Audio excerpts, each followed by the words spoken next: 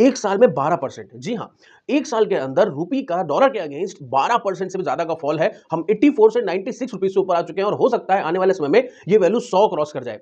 लेकिन क्या इससे बचा जा सकता है? जी हाँ, बिल्कुल। इंडिया को कुछ ऐसे रिफॉर्म्स करने की जरूरत है जिसकी मदद से वो इससे बच सकता है। अब आप इसको इग्नोर नहीं कर सकते। देखिए, अगर हम सिंपल एक बात करें तो इंडिया जो फर्टिलाइजर में इतनी ज्यादा सब्सिडी प्रोवाइड कर रहा है, हमको उतनी सब्सिडी प्रोवाइड करने की जरूरत नहीं है।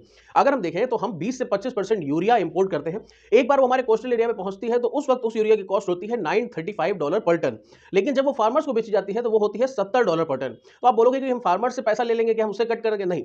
दरअसल इतना कम पैसा होने की वजह से यहां से बहुत सारा यूरिया नेपाल भी भेजा जाता है इलीगली, और आसपास के देशों में भी भेजा जाता है इलीगली। यानी कि जो स्मगलिंग है वो सिर्फ इस वजह से हो रही है क्योंकि इंडिया में जो यूरिया की कॉस्ट है वो बहुत कम है।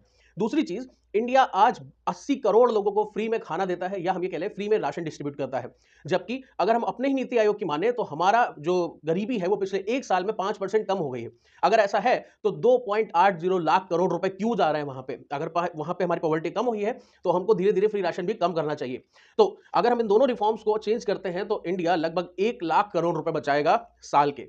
तो इंडिया को ऐसे रिफॉर्म से ध्यान देना चाहिए ताकि जो डॉलर है उसकी वैल्यू घट सके, और जो कि हमारे इंपोर्ट एक्सपोर्ट के लिए बहुत जरूरी है, हमारे जीडीपी के लिए बहुत जरूरी है।